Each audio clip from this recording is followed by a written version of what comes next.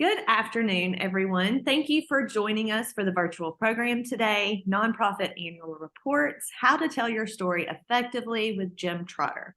I am Brittany Spillman, and I serve as the Cary Center Director of Community and Collegiate Programs. Before I begin, I would like to take a moment to thank this year's Community and Collegiate Program sponsors who have pledged to support our efforts in providing meaningful programming for the nonprofit sector.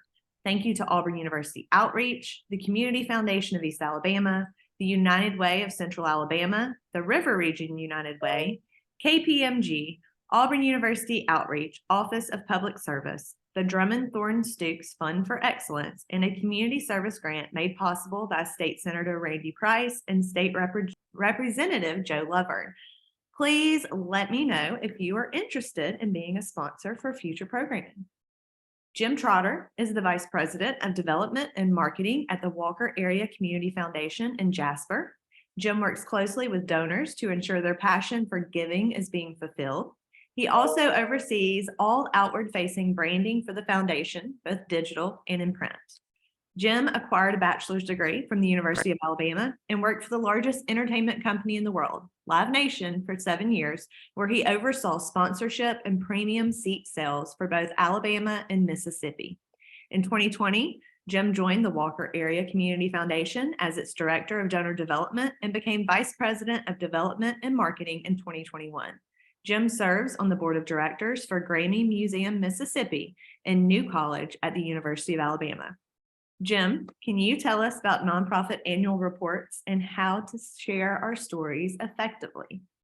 Absolutely. Thank you so much, Brittany and Sid, for having me. War Eagle to all of you. Yes, you heard that I did graduate from the University of Alabama, but I have such a great respect for Auburn and the Cary Center, and I'm thrilled to be here with you today. How to share your story effectively. That's a mouthful. There are many ways when it comes to sharing your story, and sharing your story is something that is very broad, but today we're going to dive into a couple topics, but eventually focus and hone in on how to create your annual report / case for support. But just a little bit about me. Brittany gave all the fun stuff away. I am the Vice President of Marketing and Development for the Walker Area Community Foundation. The foundation is a nonprofit grant-making organization building the permanent capital needed in our area to daily facilitate community conversations, inspire action, and empower partners.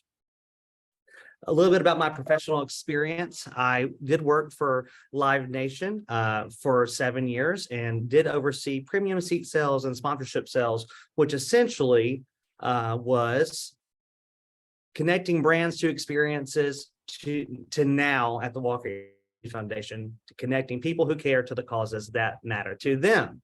Nobody's ever heard that before, right? Oh, and by the way, if you have questions as we go along, please put your questions in the chat, and Brittany will make sure that I get to see those. I want to, before I jump fully in, I want to give you a little bit of information about the Walker Area Community Foundation.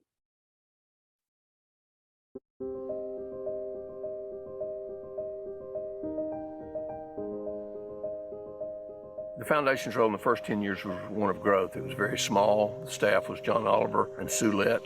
They really set the stage for growing the foundation and involving the community. It's really been interesting and been amazing to see the foundation grow over the past 25 years. You know, it's one of those organizations that touches almost every aspect of life in Walker County. We tackle transportation, we tackle health issues, tackle education issues. The feeding programs, the assistance with mental health, the assistance with the Wi-Fi hotspots. I mean, I could go on and on of the things that the foundation has provided the funding and assistance with. But we're so much more than that. It's not only a financial impact that the Community Foundation has on our grant recipients. We want to be their partner. We want to help them to be the best version of themselves that they can be. The greatest impact of the Community Foundation is being whatever is needed at that moment. It might be an encourager, it might be a networker, it might be a cheerleader. A lot of times I just call the foundation for advice. I think a lot of foundations are people give money, foundations write checks. And the Walker Area Community Foundation is so much more deeply engaged with what is really going on.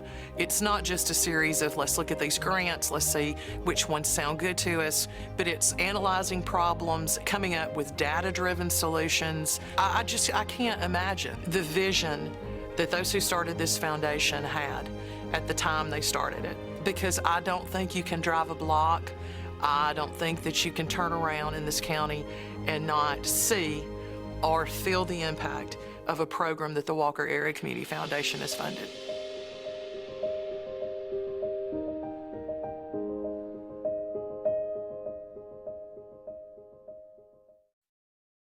I'm very proud to be a part of the Walker Area Community Foundation. The story of how I got involved in the foundation is through volunteering. I was living in Birmingham, promoting concerts, selling premium seats, connecting brands to venues and artists. And there was a piece of my life that was missing, and that had to do with my community. I'm from Jasper, Alabama. I grew up in Jasper, Alabama. Walker County has been a huge part of my upbringing and who I am today. And I'm really grateful to be here doing this work.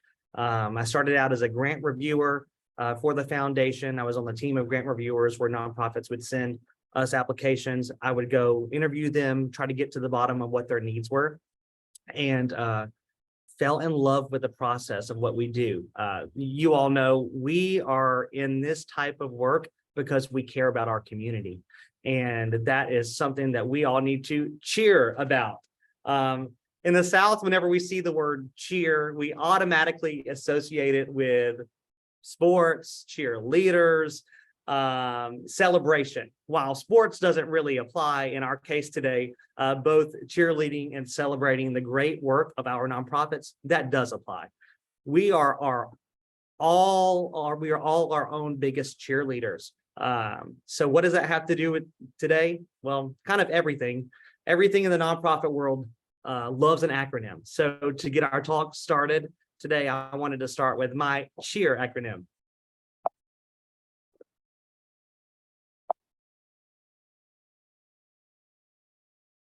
Connecting people to a cause, utilizing the power of storytelling to share personal experiences, testimonials, and success stories related to the cause. Regularly share updates, impactful content, and calls to action to inspire and involve people to the cause.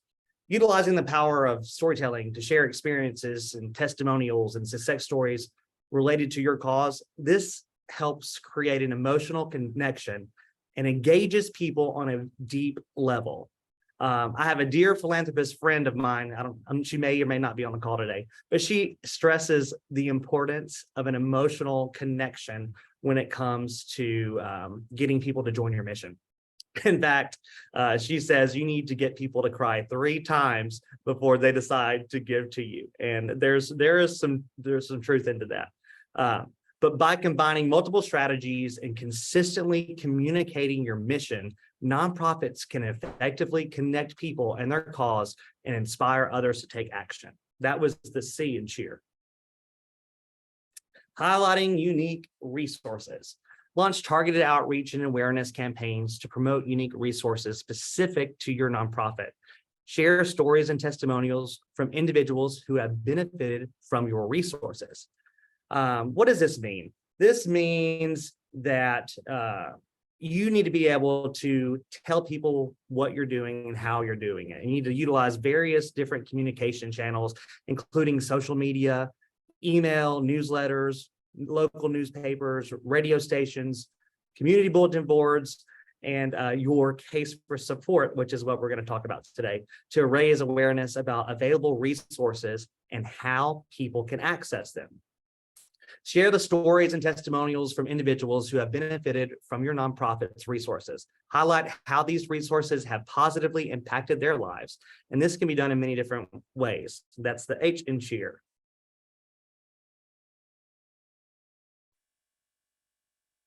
Sorry, I'm having a technical difficulty on my end.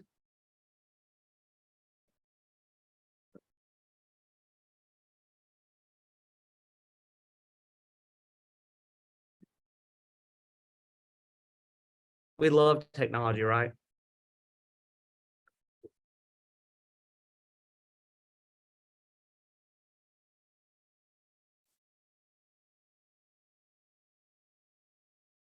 There we go. Did it just go away for y'all too?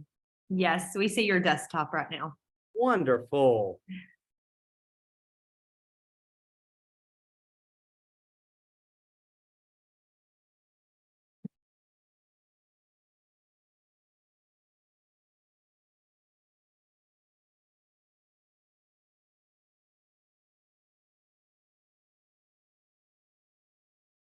Forgive me, all my computer's going crazy and this has been tested all day.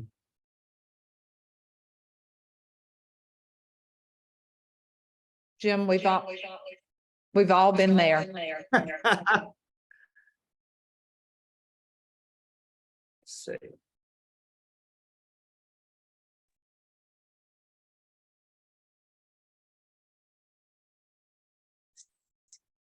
It's like my presentation is frozen, you all. I'm so sorry.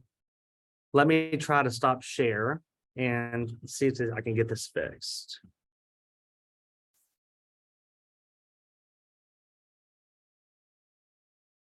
Jim, while you're doing that, I'm going to remind everybody that they will get this presentation this afternoon, along with a video of this, so you can go back and refer to it. I would love to tell y'all while Jim's working on this about our nonprofit affiliate program. So our nonprofit affiliate program currently serves over 250 nonprofits in Alabama and beyond, and offers educational programming, professional development, and networking opportunities to nonprofit professionals. You may have heard about our summit, which we have hosted in the past, our volunteer internship and career fair known as Meet Me at the Vic, and our Mix and Mingle networking events. The Carey Center nonprofit affiliates are the first to learn about upcoming program, and membership is free. You will get a link where you can sign up to be a nonprofit affiliate in the email after this program. I'm so sorry, y'all. My computer is still spinning. Not good.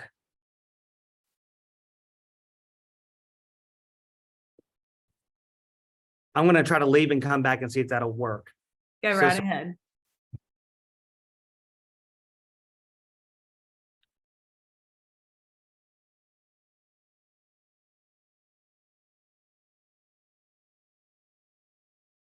I'll tell a story. This is Maggie. I was doing a presentation in front of a large group of people a few years ago and didn't realize that the plug that the projector was plugged into was connected to a switch on the wall. And somebody went over and flipped the switch to turn the lights off, and I lost everything. So yeah, we can probably take turns telling stories, and I think we've all been there. Absolutely.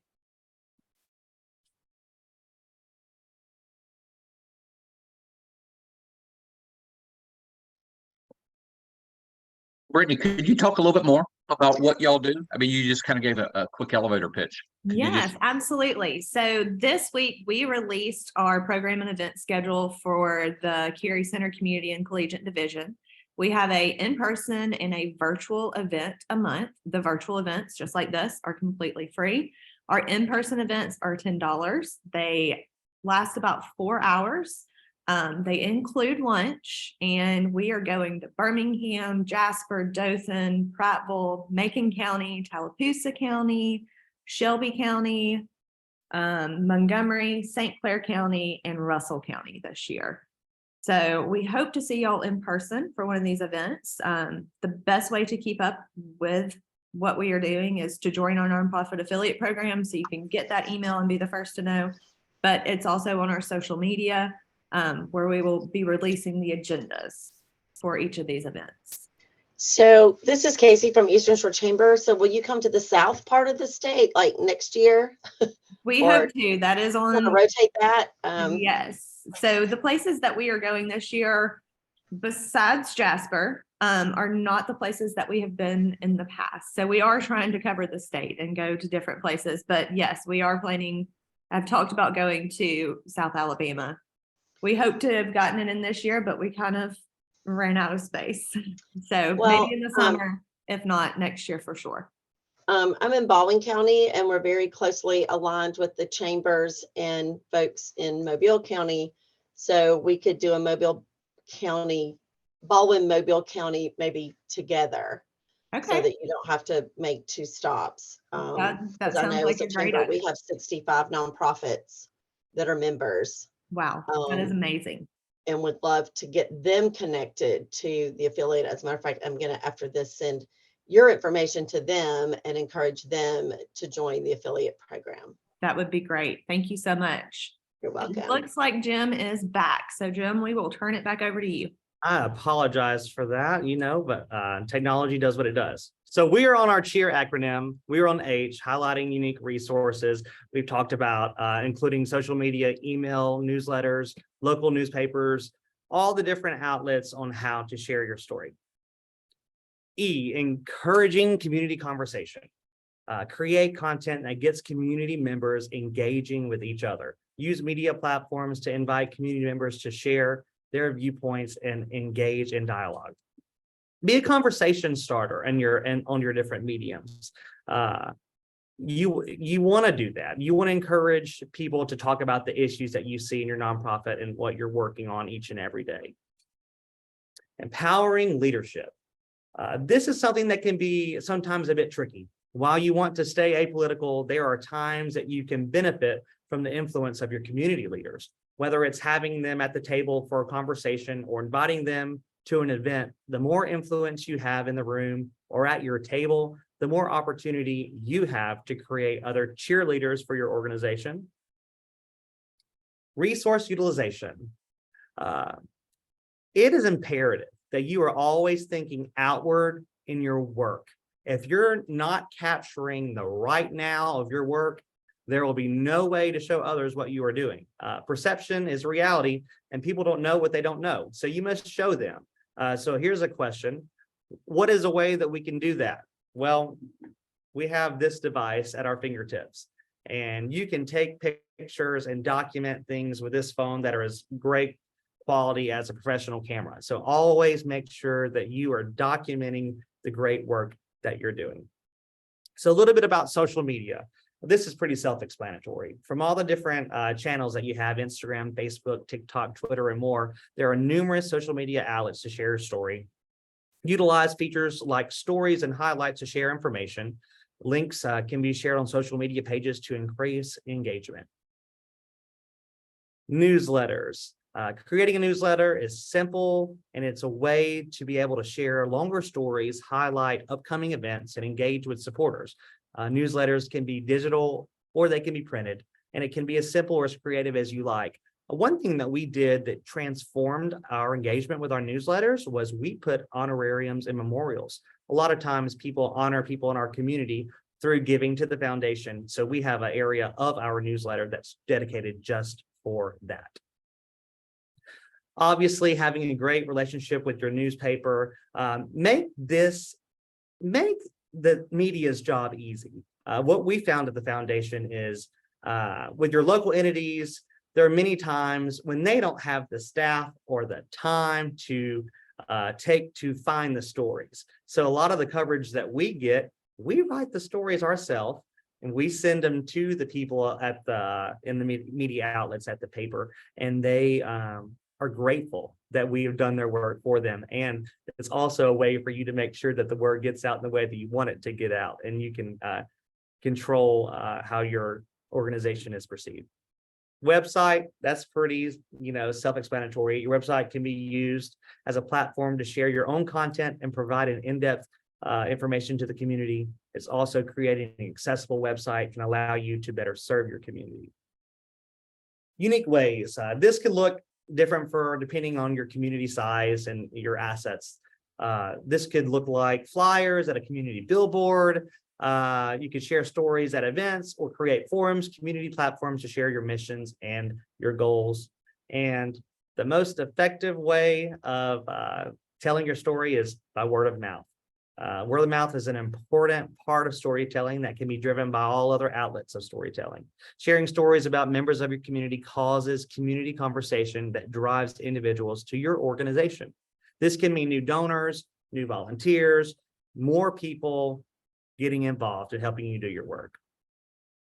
Now, what we're here to talk about today, what is a case for support? A case for support is your mission turned into a printed or digital document that shows prospective donors what your organization will accomplish with it, the donations it raises, and how their support will drive that impact. Including success stories and highlighting needs in your community can allow donors to see the impact your organization can have. Now, in the nonprofit world, we are all in development. We are all fundraisers. And what we found at the foundation is our case for support is of the utmost importance in attracting support for the organization. People are expecting us to ask them for their time and their treasure, but this tool really is the most effective tool because it shows them transparently, this is who we are, this is what our mission is, this is what our finances are, etc. So I want to now show you what that looks like. Can y'all see my screen? Praise the Lord. Oh, yes. Okay, so this time I kind of want to walk you through our latest case for support.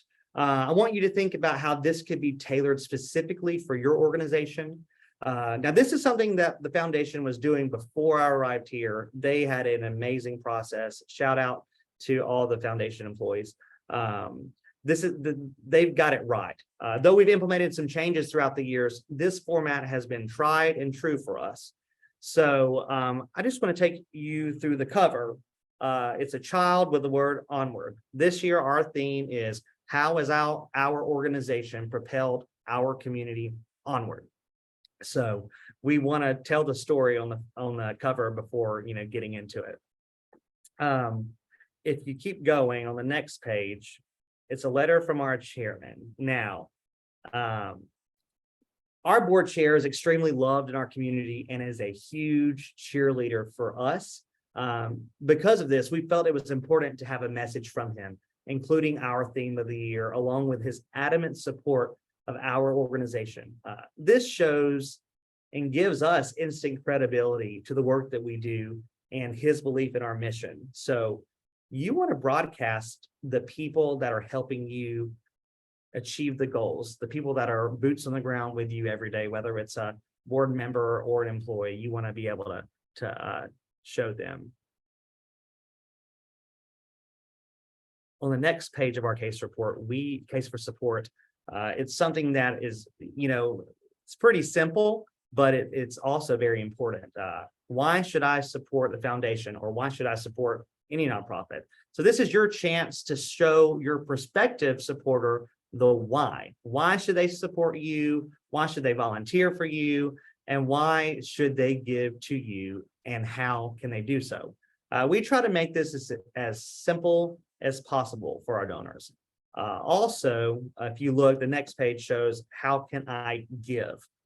We try to keep everything we we print on a 6th grade level. We want everyone to be able to understand as simply as possible how they can support our mission. So the next page of our case for support shows an authentic look at our history and milestones. As you see on the left, we try to break down on a very, very simple level what our organization has been doing with the funds that have been entrusted to us. We couldn't do what we do, and it's the case for all nonprofits, but we couldn't do what we do without the support of our donors.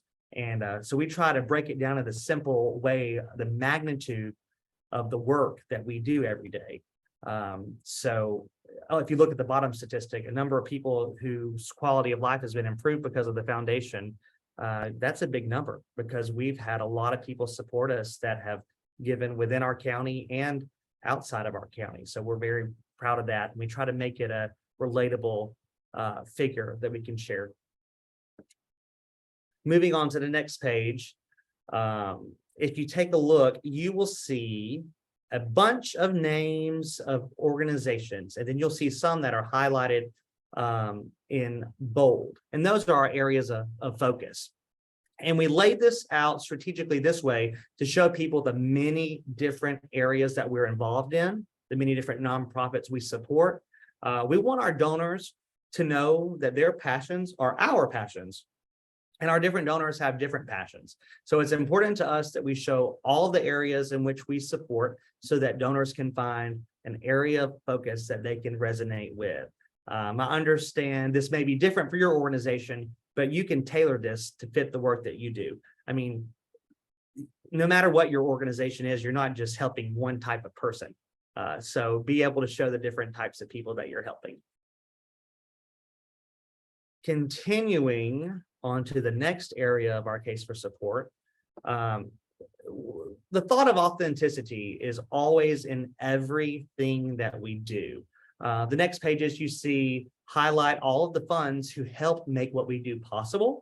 For the donors that aren't interested in anonymous giving, we showcase their named funds in our case for support as a way to thank them, acknowledge them, but also acknowledge the different areas of interest of our donors.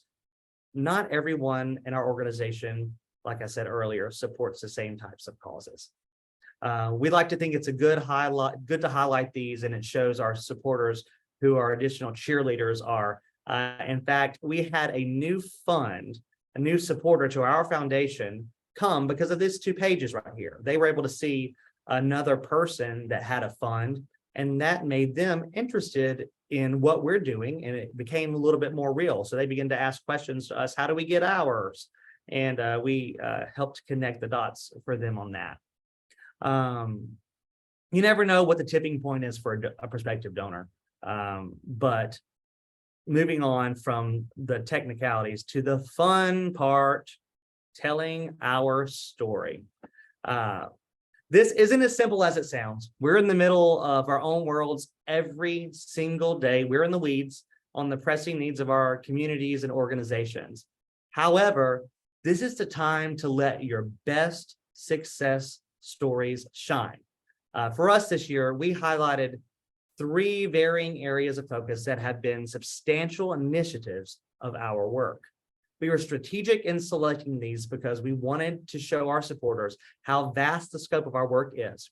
And we were trying to choose topics that would be relatable for all walks of life. For example, the first topic that we highlighted was free kindergarten.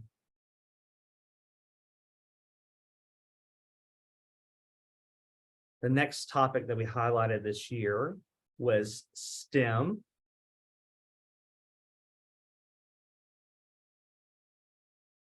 Another topic we highlighted was one of our foundation's largest initiatives. It's our community's house called the Bankhead House and Heritage Center. Shout out to Mimi Hudson, who's on the call today. The next area of focus that we highlighted was rehabilitation and substance use.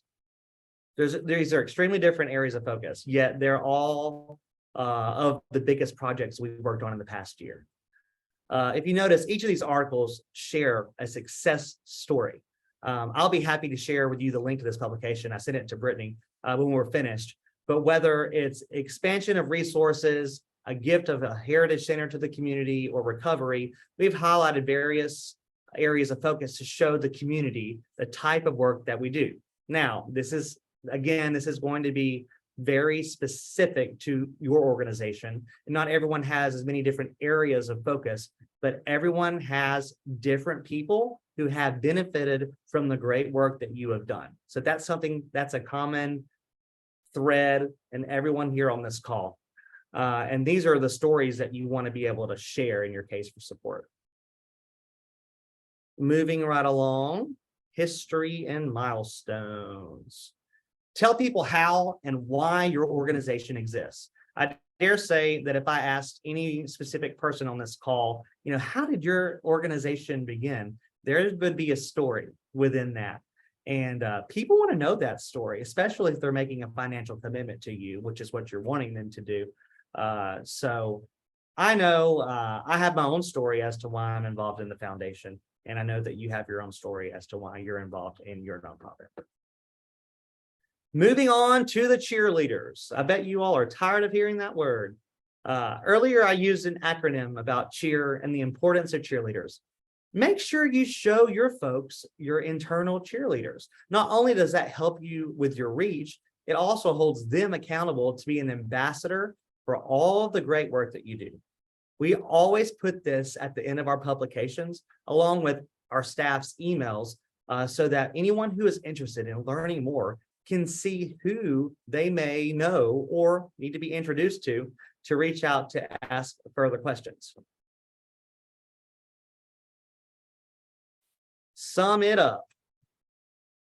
You need to be able to give your simple, brief pitch to folks as to why they should support you and do so in an inspirational way. So we kind of recap the entire report in one simple paragraph at the end that if people don't read anything, they can read that.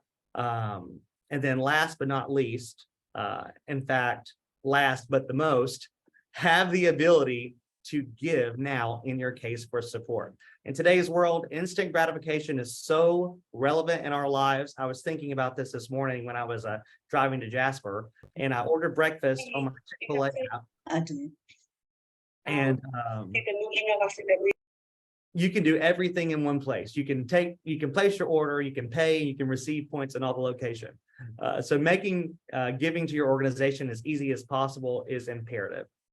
During the pandemic, we learned about the world of QR codes. We have on the last page of our publication the QR code that allows people to give immediately. This has been a game changer for us on accessibility to give.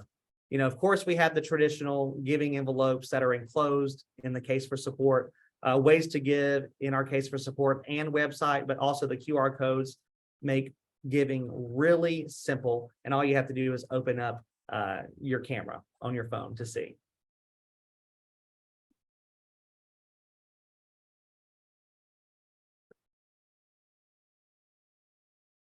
So, authenticity while sharing your story. Why is this important? Authenticity in nonprofit storytelling creates a genuine connection between the organization, its supporters, and the community it serves.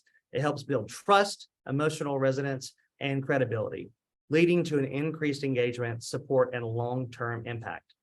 When people feel a genuine connection to the cause and believe in the organization's authenticity, they are more likely to stay engaged, they're more likely to volunteer, they're more likely to donate or become an advocate for your nonprofit. Tailoring this message to your team, fitting this to your story, depending on the size of your team, the size of your community, and the size of your budget for marketing, or if you even have a budget for marketing, you can implement these practices to fit your organization. So that being said, that's a little bit on how we share our story. And again, I apologize for the issues with the technology, but I think there were several things in the chat. Brittany, is there any questions that we want to address? Well, I just want to remind everybody that you will be getting a copy of Jim's presentation and this case for support, so you can refer to it in the future. Are there any other questions for Jim? And if anyone wants a hard copy of our case for support, I'd be happy to put one in the mail.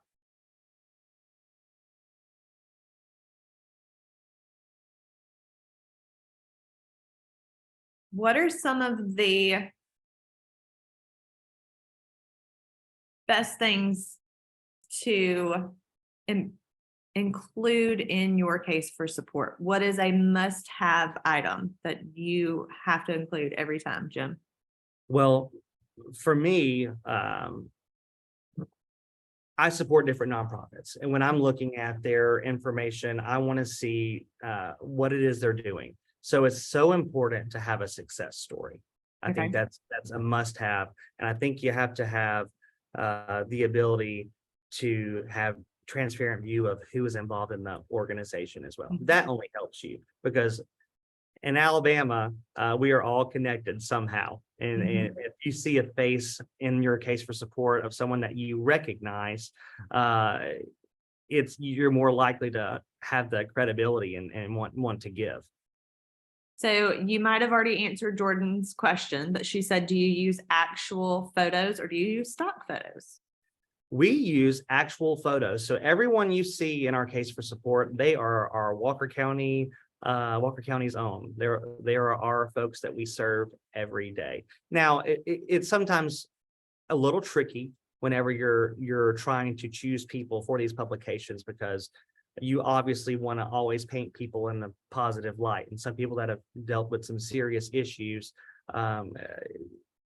you just want to make sure that they're okay with you telling their story. So specifically for the young lady in the rehabilitation portion of our case for support, we got her blessing to share her story, and she was actually happy to share her story. All right, Brianne asked, how often do you invest in a video like the one like you showed at the beginning of the presentation? That is a great question. So that video that you saw at the beginning of our presentation was a part of a larger project on our 25th anniversary, where we all lived in the year of COVID. Our 25th anniversary was a year of COVID. I did not want to do a virtual celebration in the year of COVID, but alas, that's what we had to do to be safe. So we put a large 30-minute video together talking about all the work and our initiatives that we have been doing. And when we filmed that, we also did some interviews for some one-off videos. So typically we do a major video once every other year, and then we'll do some testimonial videos every year. Okay. Catherine said, do people ever request more brief reports showing these details or the impact of their contribution, or is it the case for support the only thing that they like to see? You know, that's personal preference. I am of the mind that less is more, but that's not the case for our donors. Our donors want the long, thorough report. So I guess it depends on who your audience is and who you're trying to reach to see how long your report should be. We do one-sheeters for people that have specific interests. I mean, for example, we had a prospective donor that wanted to know about all the food banks that we supported. So we put together something very, very simple in Microsoft Word of, you know, food banks we support. So it just depends on who you're trying to talk to. Going back to the video, did you say that was a 3-minute or a 30-minute video? We did a 30-minute video, and you can actually see all of our videos if you go to wacf.org, and you can click on media, or you can there's a V in the top corner that'll take you to our Vimeo page. We'll show you some of our testimonials and our productions that we put together. But the video that I showed you was 2 minutes, 2.5 minutes, but it was a snippet out of a 30-minute production. Great. Does anybody have any more questions? You are welcome to either put them in the chat or just unmute and ask Jim. I feel like he is an amazing resource. He is who we knew we had to go to when we wanted to talk about annual reports, because the WACF annual report or case for support is amazing. Are there any sort of help for nonprofits getting materials like the video made? Is there any financial support maybe available? Is it specific to you know, I think that there are different avenues where you can go and request support. We have helped some of our nonprofits.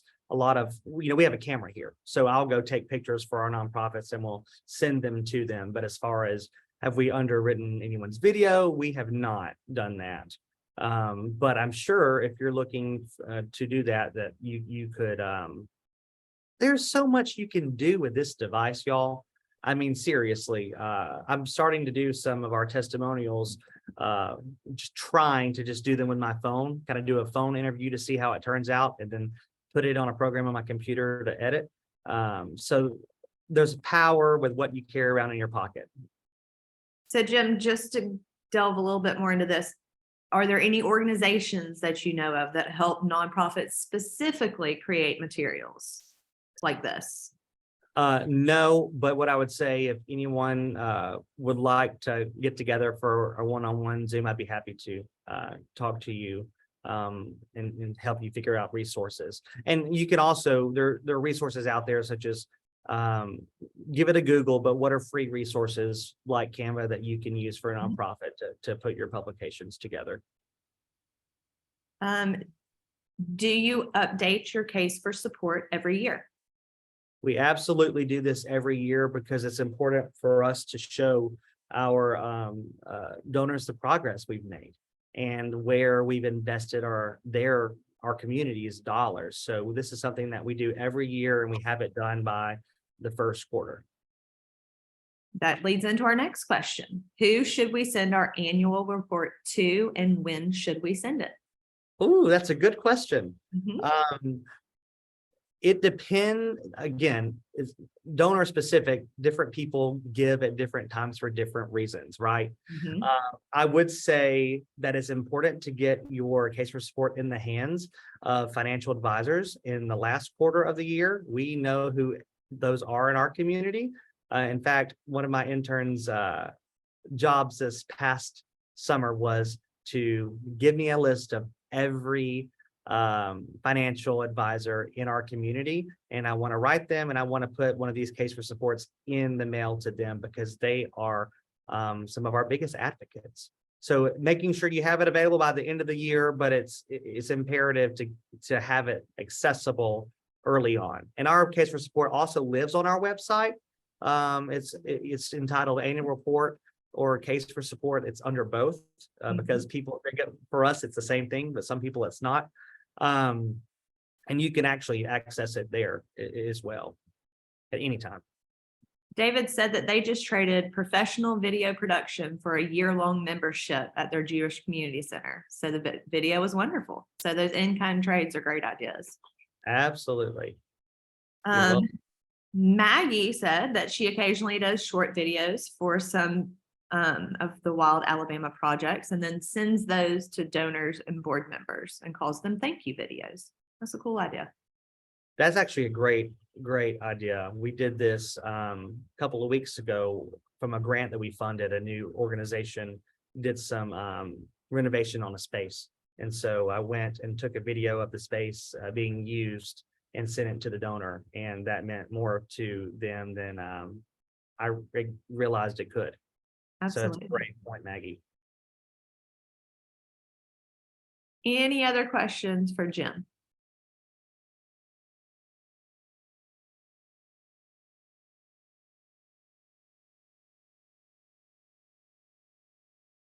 Right. So if we do not have any more, that is perfectly okay. Jim, I want to thank you for a wonderful program today. Everyone, you will be getting an email from me with a link to today's presentation, the Walker Area Community Foundation's case for support, a short survey, an opportunity to sign up for the Cary Center Nonprofit Affiliate Program, and our schedule of events with a link to sign up for all of our in-person and virtual programs for the year. Thank you so much for joining us today. We hope to see you at one of our monthly virtual programs or in person for our nonprofit training series that will be traveling the state. Thank you so much. Thank you. Thank you.